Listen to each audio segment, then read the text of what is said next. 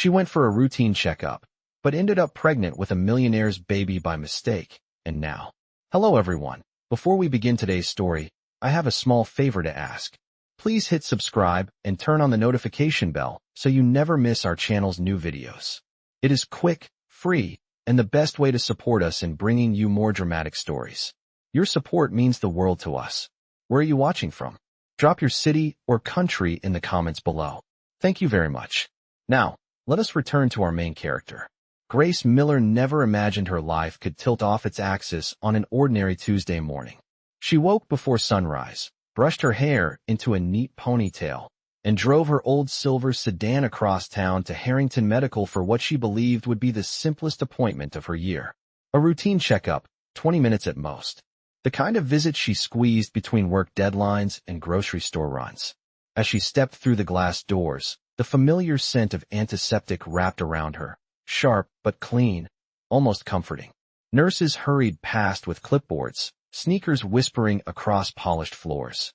Grace clutched her insurance card, the corners soft from too many swipes, and repeated to herself that this was nothing. Just a quick check. Just in and out. Yet something in the air felt strange, a tiny tug of unease she could not name. She pushed it aside. Life was already stressful enough, bills stacking on her kitchen counter, a demanding job at the accounting firm, a landlord who texted too often about rent reminders. She did not need imagined worries. When the nurse called her name, Grace followed her into a small exam room lit by warm overhead lamps. The blood pressure cuff squeezed her arm, the thermometer beeped, the nurse typed notes into a tablet. Routine. Ordinary. Forgettable. Grace even allowed herself a small exhale. But the moment she left the building, stepping into the crisp morning air, life continued unbothered. Cars rushed by. A dog barked across the street. Nothing felt unusual. Hours later, however, long after she had returned to her desk and buried herself in spreadsheets, her phone buzzed. Once, twice, then again. Unknown number. She hesitated, then answered. A trembling voice spoke on the other end, careful, apologetic, almost frightened. Miss Miller, we need you to come back to Harrington Medical immediately. There has been a serious error. Grace froze. A cold prickle danced along her spine. What kind of error? She whispered.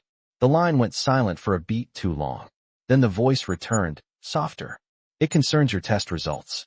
You need to hear this in person. Her heart thudded so hard she felt it in her fingertips.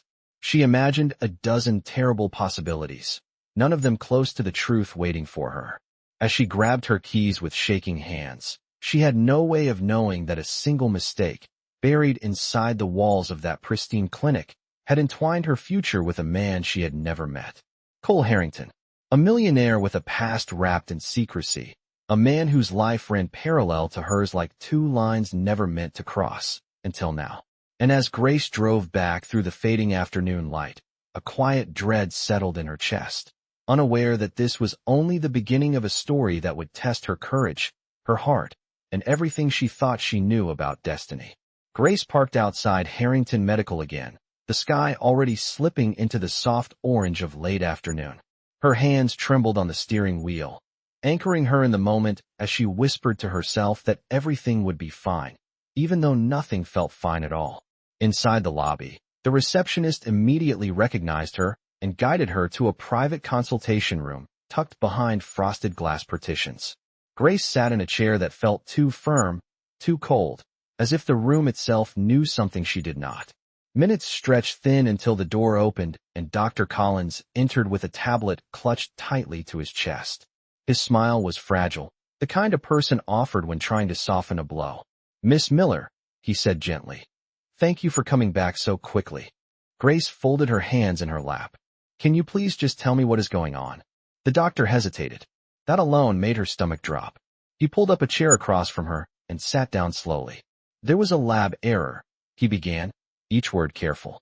Your routine test was processed in the same time window as a storage transfer from our fertility division. Grace blinked, unsure she had heard him correctly. A storage transfer? He nodded, throat tightening. Hey. Sample was mislabeled before being routed through our secondary testing channel.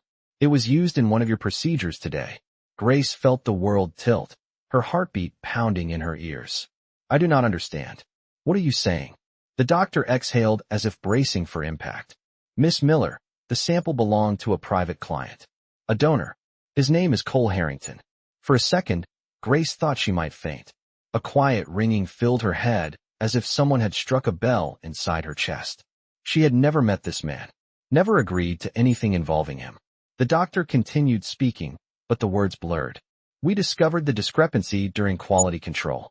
As of right now, the early indicators confirm you are pregnant. A soft sob escaped her before she could stop it. She covered her mouth, shoulders shaking as her reality crumbled. This cannot be happening, she whispered. I came for a routine checkup. That is all. The doctor lowered his gaze. I understand how shocking this is. We are conducting a full investigation, and Mr. Harrington has been notified. He has requested to speak with you personally to ensure your safety and privacy. The mention of his name again made her chest tighten. A man whose signature could shift economies. A man with money, influence, reach. And now, inexplicably, a biological link to her unborn child. Grace stood abruptly, needing air.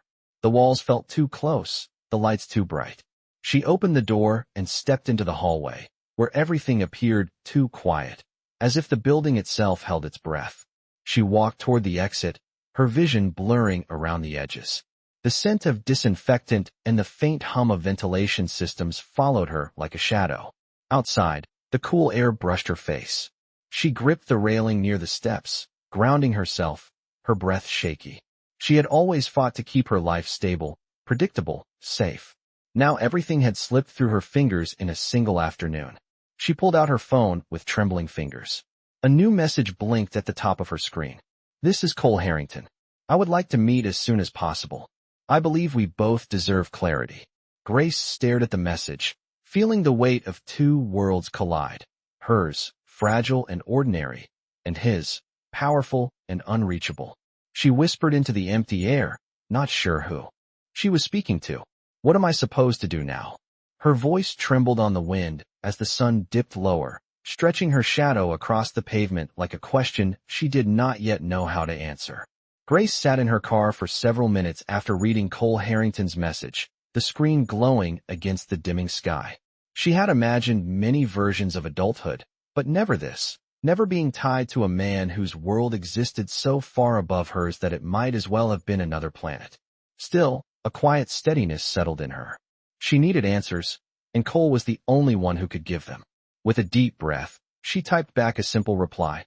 I can meet. The response came almost instantly, polite and calm. I will have my driver pick you up, if that is all right. Grace hesitated. Being picked up felt too formal, too foreign, but she also knew she was in no state to navigate anything alone. All right, she wrote. 20 minutes later, a sleek black sedan rolled to a stop at the curb outside Harrington Medical. The driver stepped out and opened the rear door for her with a respectful nod. Grace slipped inside, the soft leather seats swallowing her in quiet. The city lights blurred past the window as the car carried her across town to a location she did not recognize until the building came into view. Harrington Tower, the headquarters of the entire medical network. She swallowed hard. This was the kind of place that appeared in business magazines, the building where lives changed with a signature. And now she was walking into it because of a mistake that had rewritten her own life in a single afternoon. The driver escorted her through a private elevator that ascended quickly, stopping at a floor lined with glass walls, warm lights, and art pieces that looked too expensive to touch.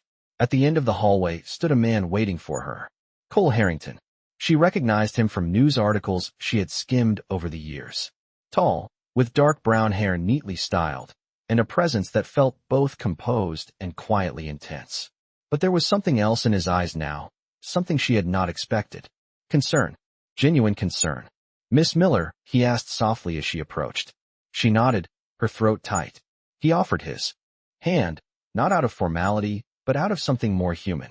I am very sorry for what you are going through. Please, come in. We deserve a private space to talk. She followed him into a conference room that overlooked the skyline, the setting sun painting the building's gold.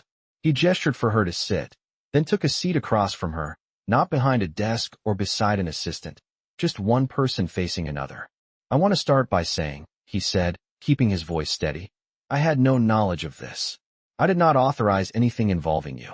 And I am deeply sorry that my stored sample was part of this error. Grace's eyes stung. Hearing him say it aloud made everything feel unbearably real.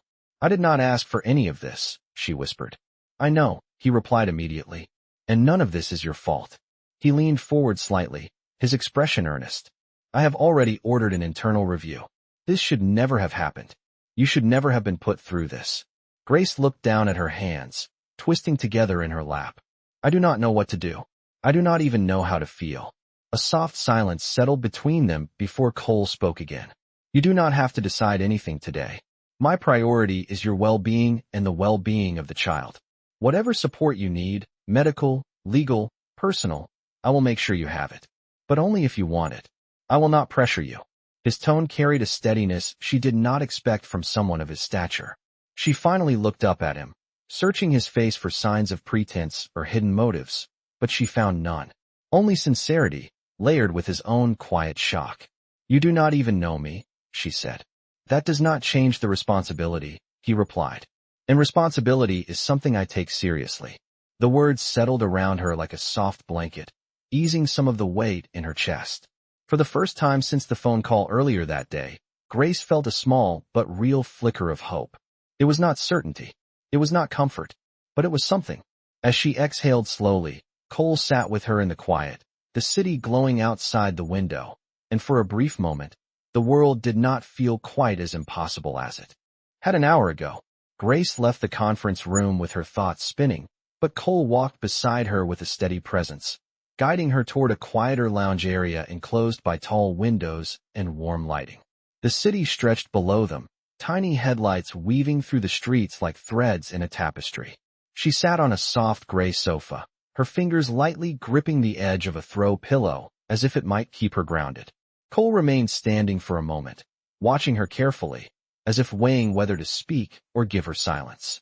Then he settled into the chair across from her, keeping a respectful distance. I know this is overwhelming, he began softly. If you need time or space, say the word. Grace shook her head. I just need clarity. I need to understand how something like this could even happen. Cole nodded and folded his hands. Earlier today, I asked our internal quality team for documented logs. There are inconsistencies in the timestamping of your sample batch. It appears the error happened during a scheduled system update. That is when Dr. Collins signed off on several transfers. Grace's brows knit. Is that normal? Not at all, Cole answered. He should have had an assistant present, and no transfers should have overlapped with routine tests. Grace felt a small chill run through her. Something about that did not sit right. She looked down at her purse, remembering the crumpled paper she had shoved inside earlier. Slowly, she reached in and pulled out the printout she had requested before leaving the clinic. I asked for a copy of my results, she explained, smoothing the page. I do not know why. Something about the numbers did not look right. Cole took the paper gently, studying it with a tense expression. His eyes narrowed slightly at the corner of the document. This timestamp, he said quietly. It is different from the one recorded in the system logs. Grace felt her breath catch. So that means something was changed? Yes, Cole replied. And that change is not a mistake. Someone tampered with this. Grace's chest tightened again, but this time not from fear only. There was a spark of indignation, a sense of having been wronged in a way deeper than she could articulate. Cole studied her expression as if reading every shift in her heartbeat. Grace, he said gently, I want you to know that whatever truth comes out, you will not face it alone. I will make sure of that. His tone carried a quiet certainty, a kind of resolve that made something inside her soften. She looked out through the glass wall at the glowing skyline. I have worked so hard to keep my life stable, she confessed. Everything has always been about control, predictability. Now I feel like that has all disappeared. Cole leaned forward slightly. Control is not lost. It is just shared now. And not because you asked for it, but because it became necessary. She absorbed that, letting the words settle. Shared. Not taken. Not forced. Shared. A subtle warmth spread through her chest. Not comfort exactly, but a sense of not being adrift. A soft chime sounded from Cole's phone. He glanced at it briefly before meeting her eyes again. The investigation team is compiling files, he said. I will make sure you receive access to everything. Transparency is non-negotiable. Grace felt a small, hesitant gratitude. "Thank you," she murmured. "You have been surprisingly kind." A faint smile touched his lips. "Kindness is the least you deserve." The room fell quiet for a long moment. Not tense, not uncomfortable, just still. Grace finally stood, smoothing her blouse. "I should head home," she said softly. "It has been a long day." Cole rose as well. "My driver will take you wherever you need." She hesitated but nodded, too exhausted to argue. As they walked toward the elevator, Cole paused and looked at her with a sincerity so unguarded it stirred something deep within her. "Grace," he said, "I will not let this situation define you. Or the child. You have my word." She held his gaze, feeling the weight and steadiness of that promise. For the first time since the ordeal began, the fear did not feel quite so suffocating. Something new was taking its place. Something like hope, quiet and fragile, but real enough to breathe. Grace woke the next morning with a heaviness that felt stitched into her bones, the kind that stayed even after 8 hours of sleep. She lay still for a moment, staring at the ceiling of her small apartment, listening to the soft hum of the heater pushing warm air through the vents. Everything that had happened the day before washed over her in quiet waves. The clinic, the mistake, the meeting with Cole, his promise. She finally pushed herself upright, tugging her cardigan around her shoulders as if it could protect her from the uncertainty pressing at the edges of her mind. After making herself a simple breakfast, though she barely ate, she checked her phone. There was a message from an unfamiliar number, but she recognized the tone immediately. "Good morning, Grace. This is Cole. I have updates regarding the investigation. If you feel comfortable, I can come to you, or we can meet somewhere neutral. Whatever you prefer." She stared at the message for nearly a full minute. The fact that he had given her control over the setting mattered more than she expected. Grace typed back slowly. "A neutral place is best." 5 minutes later, he responded. "There is a quiet cafe on Elm Street. I can meet you there in 1 hour." 1 hour. Enough time to get ready, but not enough time for her to overthink. She chose a simple blue sweater and jeans, something comfortable and familiar, and pulled her hair back with a clip. As she looked at herself in the mirror, she wondered if she looked like someone whose life had just been rewritten. If strangers on the street would sense the storm moving beneath her calm exterior. At the cafe, sunlight streamed through wide windows, casting a warm glow over wooden tables and the soft swirl of steam rising from coffee cups. Grace spotted Cole instantly. He sat near the back, dressed in a charcoal coat, his fingers curled around a mug of tea. He looked up the moment she approached, offering a gentle nod. "Thank you for meeting me," he said. His tone carried the same quiet steadiness she had heard the night before, the kind that felt intentional, not practiced. She sat across from him, trying to ignore the quickening of her pulse. "You said you had updates." "Yes," he replied, shifting slightly. "Our investigation team reviewed the documents you brought last night. That timestamp discrepancy is significant. It should not exist. And we discovered something else." Grace held her breath. "Something else?" "The sample that should have been used for your test was never checked into the proper log. There is a missing entry. That means someone bypassed a required confirmation step." Grace felt her heartbeat slow into a heavy thud. So it was not just a simple mix-up. "No," he said softly. "It appears someone tried to correct the error after it happened.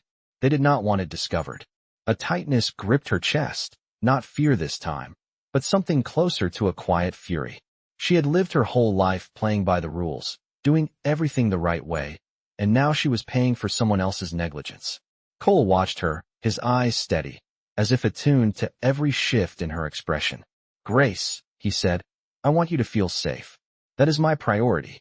I have assigned a legal advocate to represent you if you choose. And any medical care you need will be handled privately and respectfully." She shook her head slightly. "I do not want to be a burden." His expression softened. "You are not a burden. You are someone who was wronged, and someone I am responsible to. That matters to me." Silence settled between them, not uncomfortable, just full. Grace took a small sip of water, her hand still trembling slightly. "I appreciate what you are doing," she whispered. I never imagined my life would look like this." "Neither did I," he admitted, and there was something in his voice she had not heard before. Something personal, vulnerable. Grace studied him, noticing the faint tiredness beneath his eyes, the way he carried himself with quiet restraint. He was a man used to solving problems, making decisions, leading thousands of people. And yet here he was, sitting across from her in a small cafe, speaking with a gentleness that surprised her. She exhaled slowly. What happens next? He leaned forward slightly, choosing his words with care. Next, we continue the investigation.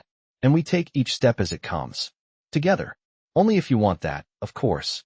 Grace looked down at her hands folded on the table, then back at him. For the first time since everything began, she did not feel like she was standing on shaking ground. She felt anchored, not by certainty, but by presence. Cole's presence, and the quiet promise woven through his words. Grace left the cafe with Cole walking beside her, the crisp morning breeze brushing across her cheeks as they stepped onto the sidewalk. The world around them felt strangely normal, people passing by with coffee cups and briefcases, unaware that her entire life had shifted in ways she still struggled to comprehend. Cole paused near the curb, his hands tucked into the pockets of his coat. I can have the driver take you home, he offered. Grace shook her head gently. I can walk. It helps me think. He nodded, not pushing, but his eyes held a quiet note of worry. If anything feels off today, call me. Even if it feels small. She gave a faint smile. I will try not to overwhelm your phone. I would not mind, he answered, and there was a softness in his tone that lingered even after she turned to leave. Grace began her walk, letting the rhythm of her steps calm her thoughts. But halfway down the block, her phone buzzed. She pulled it out, expecting a message from Cole or perhaps her supervisor from work. Instead, it was from an unknown number. I heard what happened. You should be careful who you trust. Grace stopped cold. Her pulse fluttered uneasily. Before she could reply, another message arrived. People will try to control the narrative. Protect yourself. She quickly typed back. Who is this? No response came. A chill rippled through her, not from fear alone, but from the realization that more people knew about her situation than should. She hurried home, locking the door behind her and leaning against it for a long moment. Her apartment, usually her refuge, now felt shadowed by uncertainty. After a few minutes, she forced herself to move to the kitchen, boiling water for tea though she doubted she would drink it.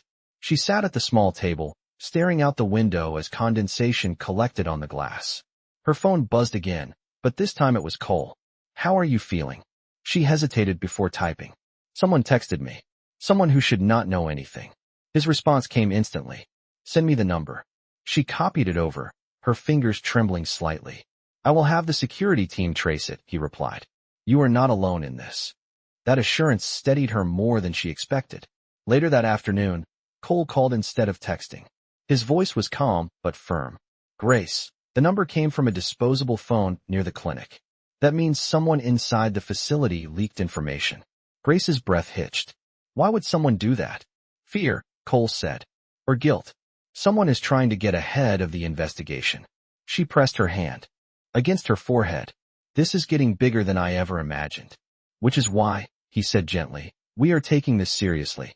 Grace, I arranged for a private physician to meet with you. Someone outside my network. Completely independent. She can confirm your health and give you unbiased guidance. Grace considered that, appreciating the respect in the offer. All right, she said quietly. I think that would help. I will have her reach out today. There was a pause, a soft exhale on his end. Grace, you have handled all of this with more strength than most people I know. She blinked, surprised by the warmth rising in her chest. I do not feel strong. Strength is not about feeling certain, he said. It is about showing up anyway. After the call ended, Grace sat holding her phone, the weight of his words settling gently around her.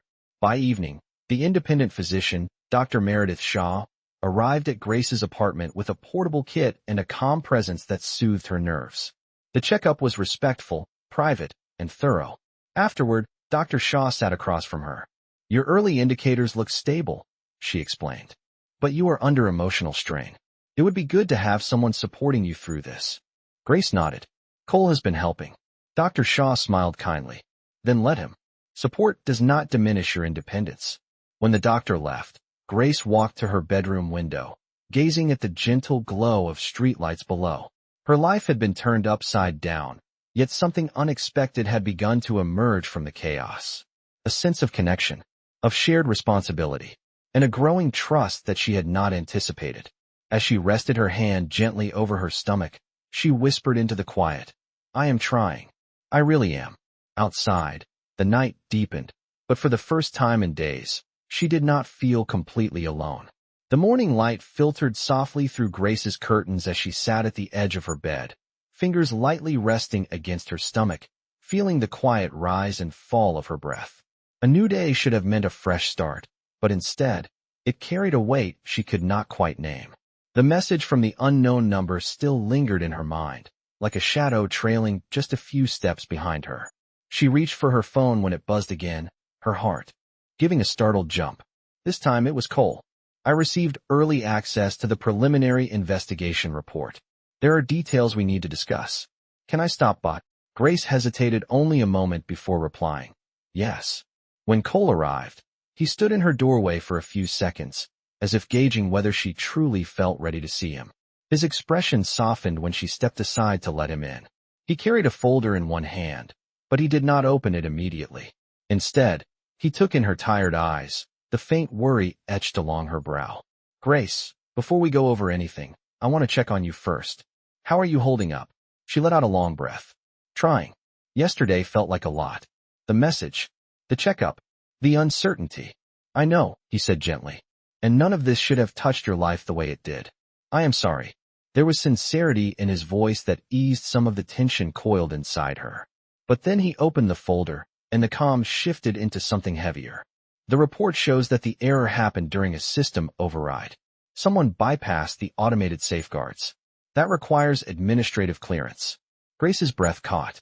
So someone with authority did this. Yes, he answered. And the number that contacted you came from a device purchased near the clinic 2 days before your visit. That means whoever is involved knew ahead of time that something was wrong. Grace felt a chill wash over her, not fear for herself, but fear for the child growing inside her. Do you know who it was? We have strong indications, Cole said, closing the folder with a controlled exhale. But I want to confirm before making any accusations. The next step is interviewing key staff. She wrapped her arms around herself. Why would anyone hide this? Why would someone try to warn me anonymously? Cole looked at her with a kind of patient steadiness. Because the truth always surfaces. And people who fear consequences often act in desperation. Grace dropped her gaze. This feels so much bigger than me. I work a regular job. I keep to myself. I never imagined being caught in something like this. You did nothing to invite this, Cole said, his voice warm but firm. You are a victim of someone else's negligence, and perhaps their dishonesty. But that does not define you. His words were calming, but her mind continued to drift through waves of uncertainty. She moved to the window, watching a few leaves dance across the sidewalk below. Cole stepped closer, but not too close, giving her space. Grace, he said softly, you are allowed to feel overwhelmed. You are allowed to question everything. None of this means you are weak. She looked over her shoulder at him. What if people think I am trying to take advantage of you? Or your position? His expression shifted, becoming more protective than she had seen before. If anyone suggests that, I will correct them. I know your character. I know your intentions. And I will not let public perception distort the truth. His confidence eased a knot she had not realized she was holding. After a long moment, she asked, what happens next? Next, he said, we trace every decision made during that procedure. And we give you transparency at every step. You deserve that. Grace nodded slowly. Her heart still felt unsteady, but she could sense a shift, like stepping from a dark room into a dimly lit one. Not bright, not certain, but better. Cole glanced at her gently. If it is all right with you, I would like to stay a little while longer. We do not have to talk about the investigation. I just want to make sure you are not alone. She hesitated, then gave a small nod. I would like that. So they moved to the small kitchen table, 2 cups of tea warming their hands as the morning unfolded. And though the world around them remained tangled in unanswered questions, a quiet connection began to take shape, steady, grounding, and entirely unexpected. The rest of the day passed slowly, a mix of quiet moments and unspoken worries, until evening settled softly over the city. Grace found herself sitting by her living room window, watching the streetlights flicker to life one by one. She rested a hand over her stomach, feeling a pull of protectiveness that grew stronger with each passing hour.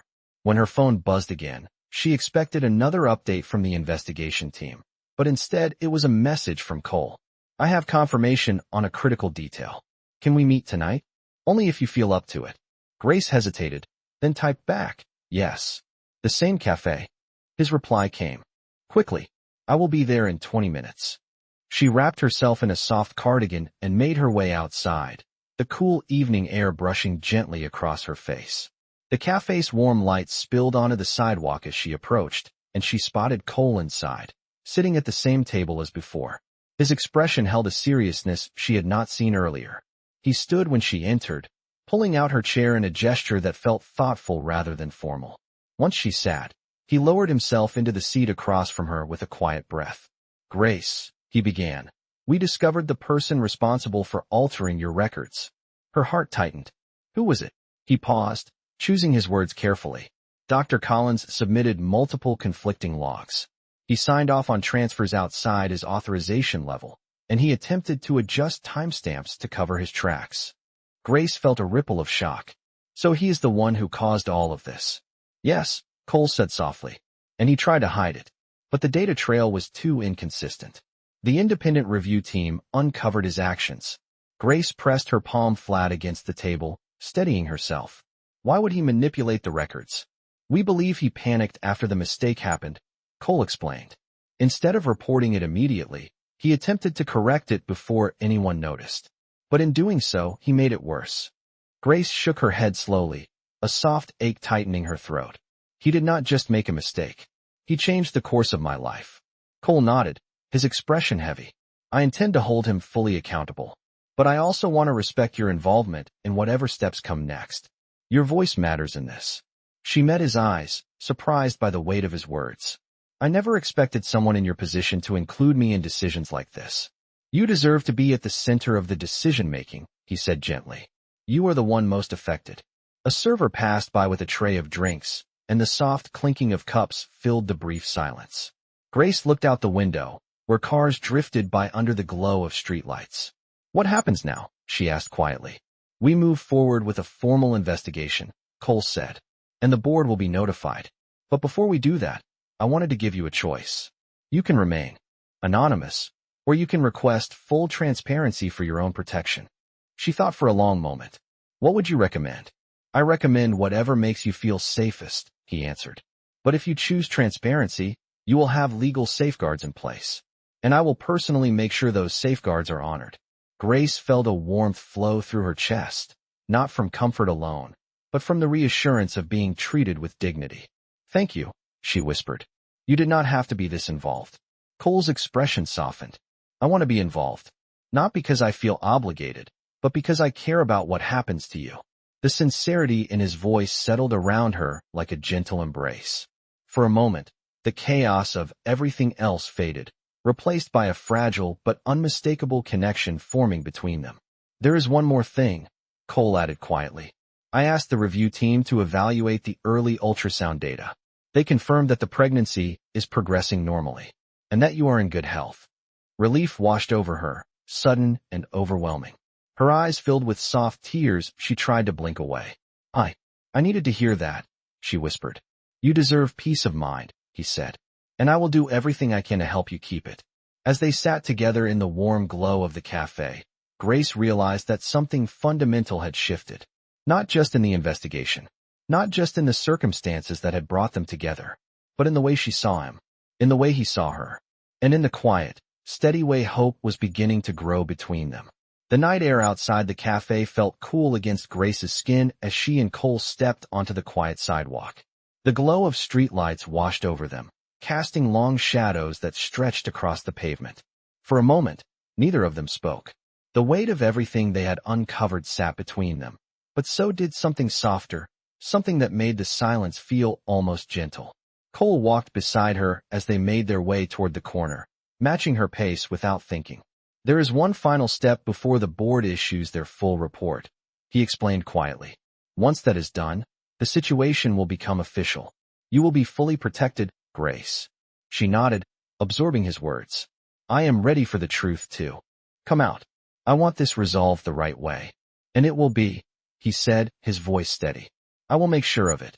They paused at the crosswalk. The red light blinked steadily, casting a faint reflection on the wet pavement. Grace turned to him, her expression uncertain but searching. Cole, do you ever wonder how different your life would be if none of this had happened? He considered her question for a moment. I do, but I am not sure the difference would be better. She blinked in surprise. How can you say that? This was a terrible mistake. Yes, he admitted softly, but it brought me to you. And it made me look at my life in a way I had not allowed myself to before.